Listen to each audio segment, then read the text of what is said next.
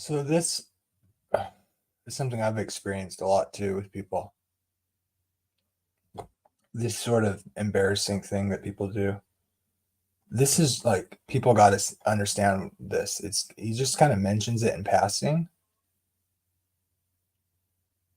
and this is amazing. I want to highlight this. Around this time that James responded to my tweet on Twitter saying that he wouldn't even shake my hand or speak with me. Hey, Warren, this is, I reached out to you yesterday about a debate with James White. I just want to let you know that me and the elders at our church discussed it last night, and we don't feel it'd be responsible for us to give you a platform just with the rhetoric and kind of the hate for James White on your channel. So, hearing all of this, I reached out to the representative from this Reformed church and I spoke with him directly.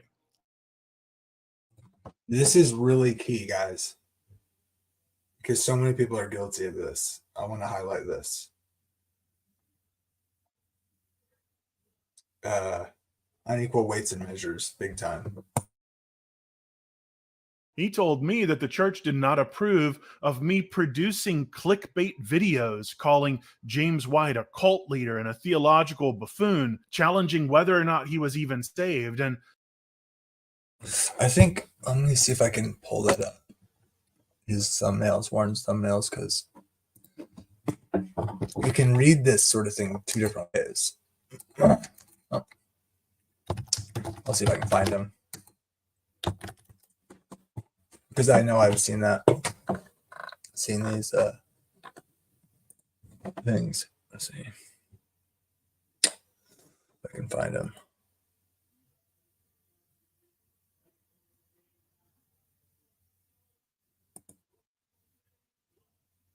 Oh, there's one of them.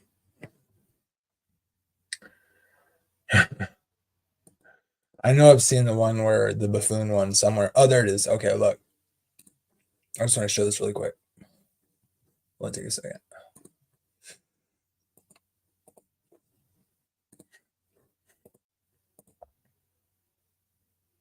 See that one there? Picture James White, theological buffoon. Oh, idol killers calling James White a buffoon, right? Is what you think, right? How to start a cult. Picture James White, Warren McGrew, James White. He's saying Calvinism's a cult, or James White's a cult. Or is he? Or is he? Oh shoot! I clicked off of it. Hey. Okay, cool.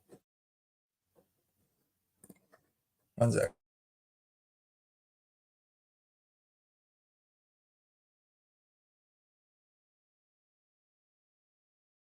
Okay, this is key now.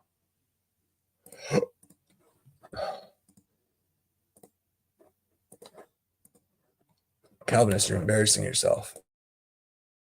consequently, they saw me as unnecessarily antagonistic and labeled my content as clickbait.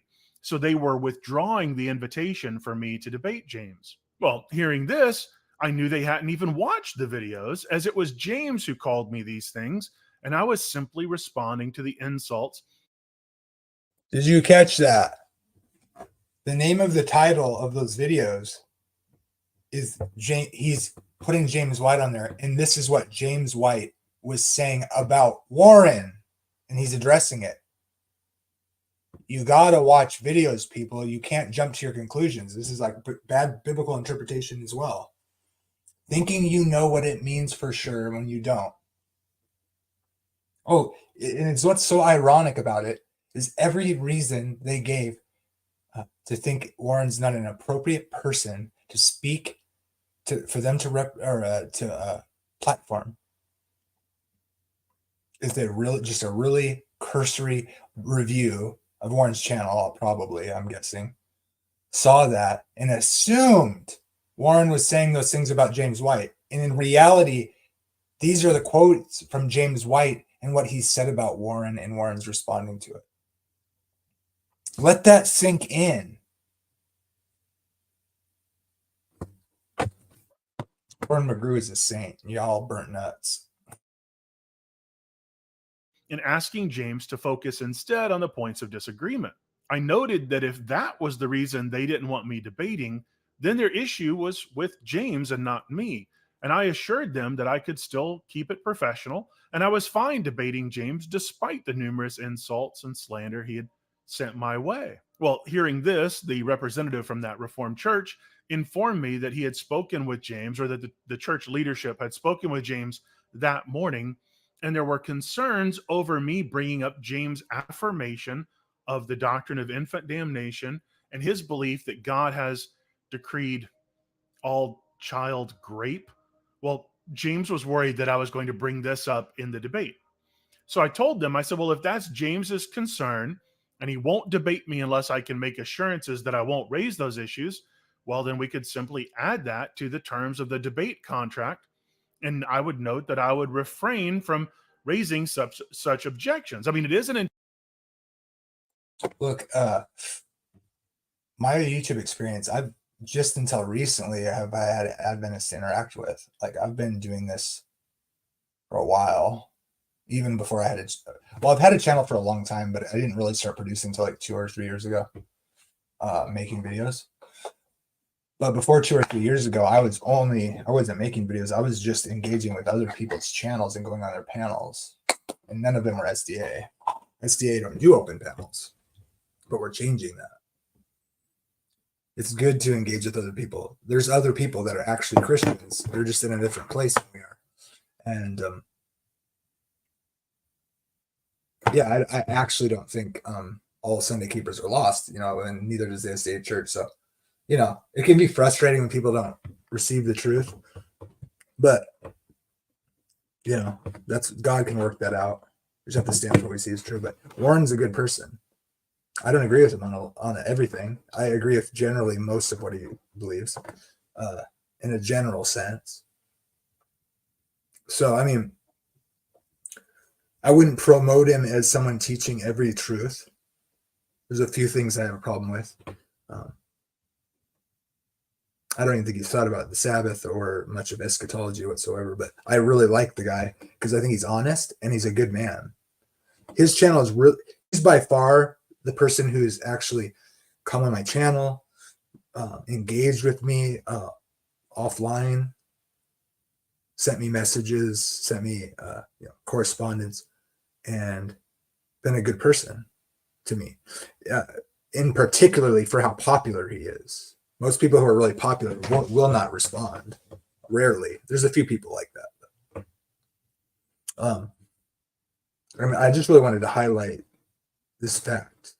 They literally told him they're not going to platform him because they misunderstood him doing something to James White, when in reality, those videos, if they'd merely just listened to them, it's exactly the opposite. In fact, every reason that they don't want to platform Warren McGrew are all things from James White and not from Warren McGrew to James White. That should be like a board to the face for people. It's just like I posted all those videos about Ellen White not being racist and demonstrating it from the context.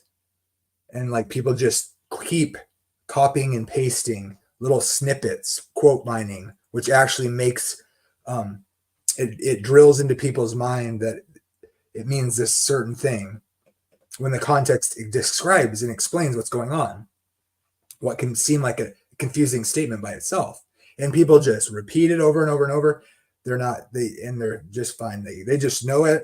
Ellen White's a false prophet. And so they just quote that.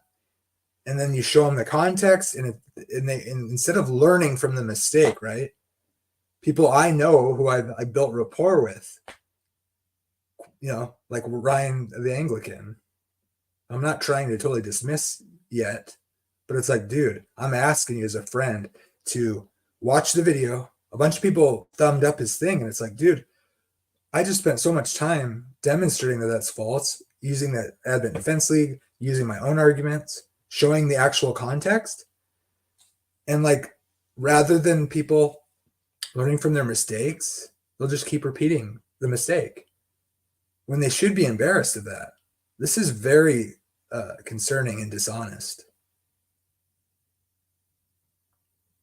When these guys realize that everything they said they didn't want to invite Warren for is actually true about their man, James White, and the fact that they didn't bother actually looking closely at it, they just saw the thumbnail and assumed they knew what it meant, these thumbnails, because James White talked to him because he's scared to debate Warren McGrew. He's scared to debate anything but his proof texts, which he still lost. And by the way, I don't hate James White. He has a lot to offer and is valuable, but it's really becoming clear that, look I've been saying this for a long time. People are scared. SDA can be scared too. I can be scared. Not that I'm anything special. Like, oh, isn't that shocking? I can be scared. I'm not lifting myself up. I'm just saying I admit that you respond and you fumble the truth and you don't own up to your mistakes. We can't grow if we don't do that. This is huge. So I just want to say that Warren McGrew is a saint. Warren McGrew is saved.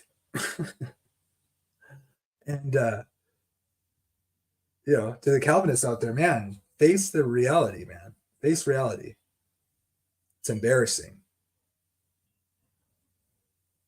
Warren McGrew has been made into a boogeyman.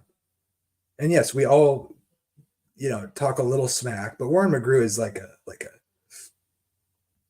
the guy probably says, he goes like, one time someone was accusing Kent Hovind of this abusive monster. And I was like, dude, he talks about getting up in the morning and going potty. The dude is not, that doesn't prove anything, right? But like, people who get up and go potty are usually not dangerous criminals when they say things like that.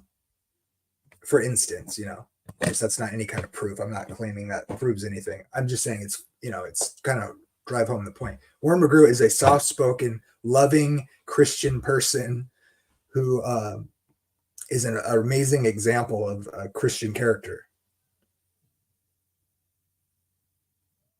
And he has lots of good arguments, and he could use them a lot more abrasively than he does. And some things should be abrasive, like the Baileygate thing, because it's perverse. So God bless you, Warren. I'm glad to count you as a friend. I hope people recognize what you showed here.